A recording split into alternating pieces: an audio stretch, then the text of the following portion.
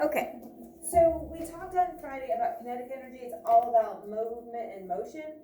And the equation is 1/2 mass times velocity squared.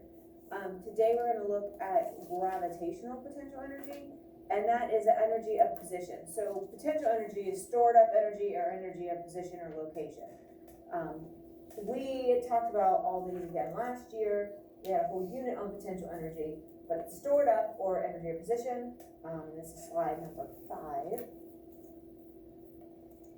So we have elastic, chemical, electrical, magnetic, and the main type that we're going to look at this chapter is GPE, gravitational potential energy. We're going to be focusing on gravity, right? So the pull of gravity on something's mass, and then it's going to depend on how high it is above the reference point. So whether that's the ground, or maybe it's my tabletop, whatever it may be. And we did talk about GPE last year, and I said, hey, as freshmen, you're going to actually calculate GPE. And so that's what the main focus is going to be here in just a few minutes. So it's stored in an object as a result of its vertical positioning or height. So how high above the ground or how high above the reference is it? Obviously, the more mass something has, if we think back to Newton's laws of motion, force equals mass times acceleration.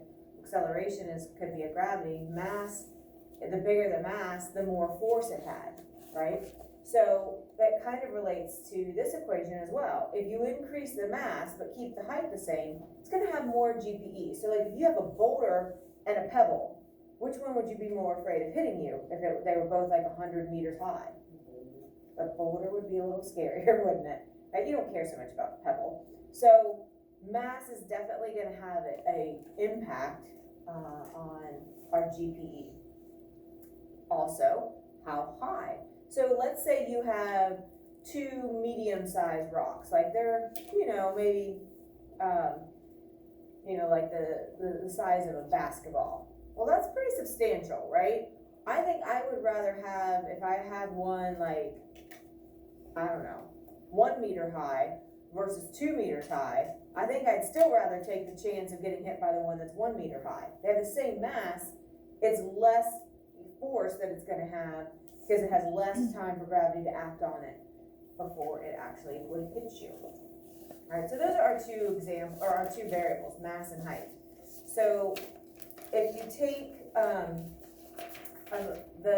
massive demolition ball, so like a big wrecking ball, and you have one of the balls is real massive and big, right? And you have one that's smaller.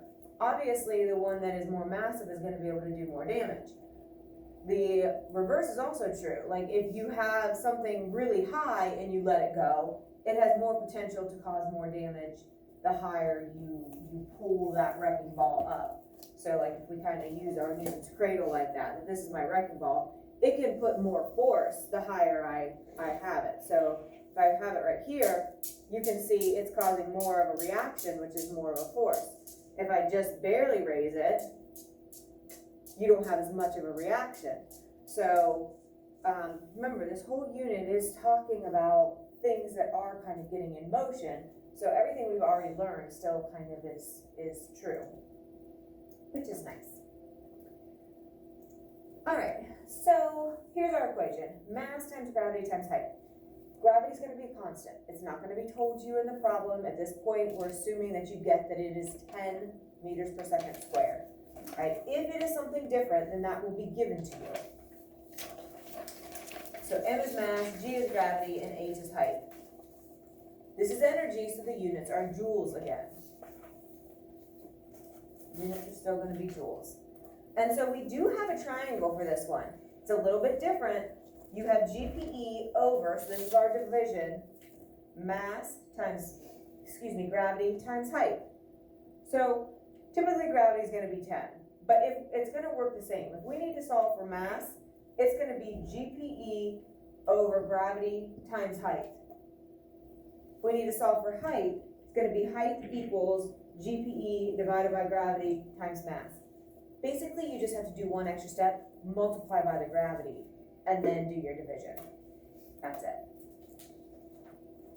So these are actually easier, obviously, than our kinetic equations because we're not dealing with halves and squares. If you notice to the far right of the board, I have our equations kind of updated over there, and I do have the triangle drawn up there too. So those are always there. So a plate of spaghetti has a mass of 1.3 kilograms and is sitting on a 1 meter high counter. How much GPE does the spaghetti have? Circle what you're solving for. So I am solving for GPE, so I circle it. And I find the mass, which is kilograms. So the kilograms tell me that it's going to be the 1.3. Gravity's already filled in because it's a constant. And then our height is 1 meter. Notice, it has to be the kilogram and it has to be the meter. It can't be the centimeter and it can't be like a gram or a milligram or something like that. So those units are set. And so we underline what's given and we fill in what we know. The equation is mass times gravity times height. And I fill in my 1.3, my 10, and my 1. And when I multiply these all out, 13 joules. And those are as easy as it gets, right? You just plug it in and multiply.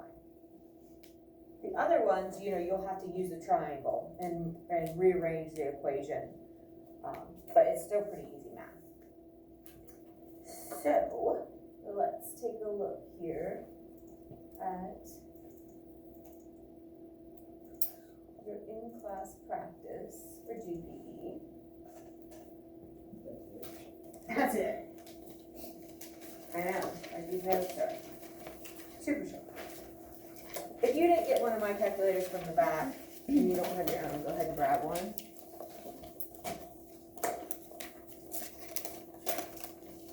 So, how did the videotaping for prom go? It was good. It was good. Yeah. At least it wasn't yesterday's weather. Can you imagine? Cold. It was awful It yesterday. was fast, which was good. You can sleep. I was outside. You said you slept for 6 hours? No, I was outside for 6 hours. Oh my gosh. Feel like What were you doing, swimming? No, me and my cousin were because they walking want in you the to, they want you to run behind Yes, the at least you're getting out and about. That's what Joe's like. Okay, here's our triangle. And remember, this is our division. Looks like a fraction line. Same kind of setup. I have my equation here. Gravity is always 10, even if the problem doesn't say it. If it says like it's on the moon or it's on a different planet or it's in a simulation, it will give you what the gravity is. Unless gravity is what you're supposed to solve for. And then you would just multiply your mass. If I'm solving for gravity, I would just multiply my mass times my height and then divide it by GPE. So it works the same. If you would happen to solve for gravity, you just follow the same equation. Here's our set units. So if you're ever confused on what the variable is, so like if you're reading this and you're like, oh man, I can't remember what the kg is, find kg and it's your mass, right? Use the units to kind of work backwards if you need to.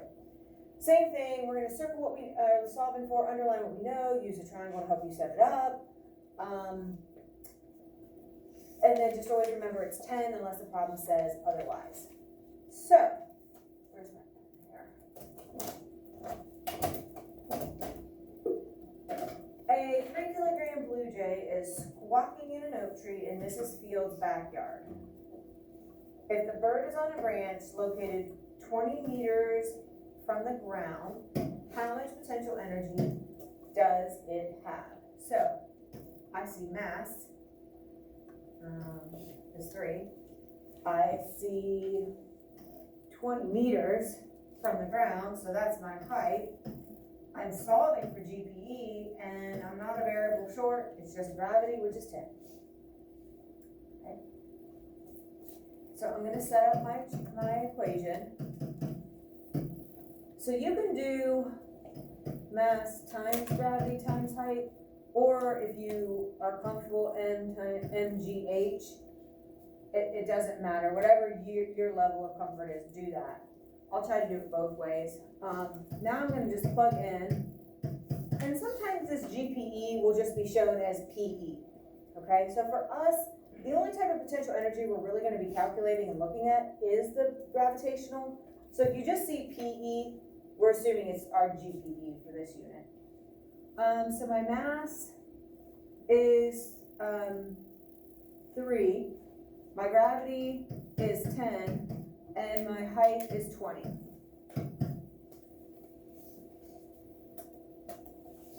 So what do I get?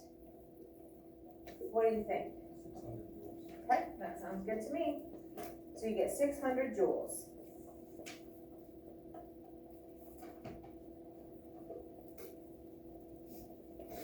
Pretty straightforward. Capital J. All right.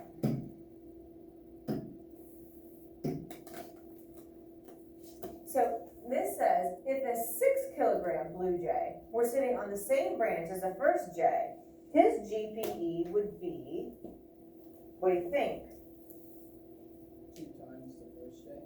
Why? Because you're taking 3 times 2 to get to 6. Okay. And if it's 600 joules, it'd be 1200 joules. Okay, so you're comparing your final answers. If you didn't want to do the math again, if you just looked that the mass is double, then that means its final GPE is also going to be double, because it's just straight multiplication. So if one thing's doubled, it doubles the rest. Okay, so this is just kind of like, you know, what's your thought process? Like, do you understand kind of what's going on? So let's take a look at number 2. Okay. A squirrel in a nearby tree drops an acorn and just misses Mrs. Sargent's dog, Caesar. If the acorn has 255.5 joules, I'm going to fill that in, of potential energy and a mass of 1 kilogram, how high is the branch from where the acorn fell? Right, and then my gravity is 10.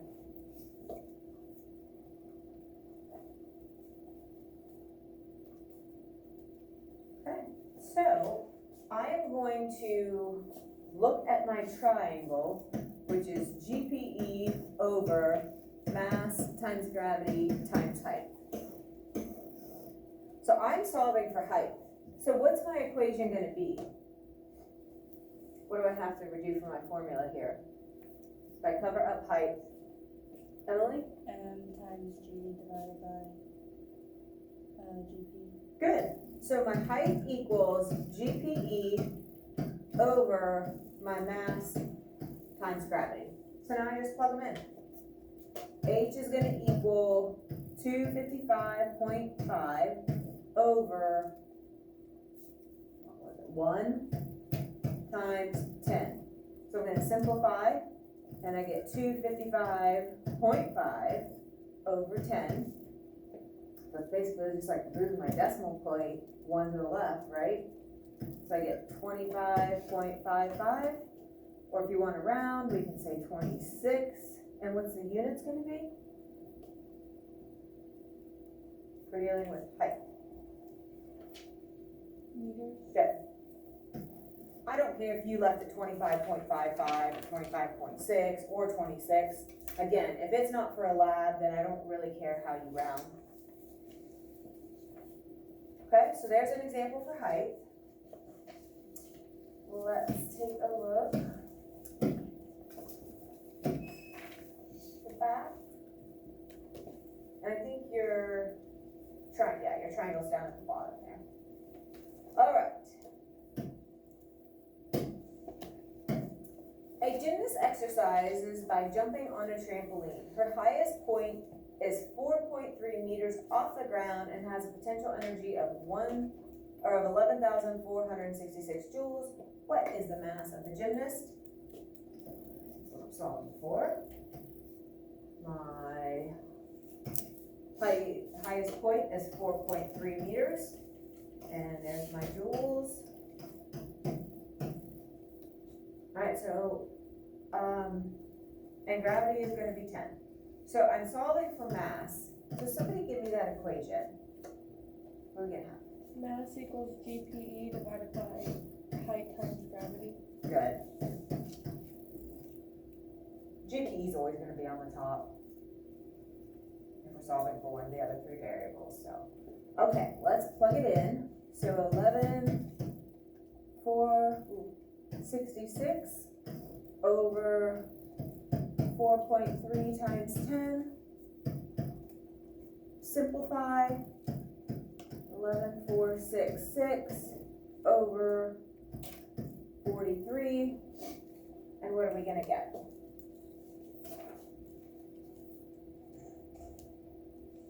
What do you have, Jillian? 266.7. And what are the units gonna be for this? You guys think? Kilogram. Again, if you want to go 267, that's fine.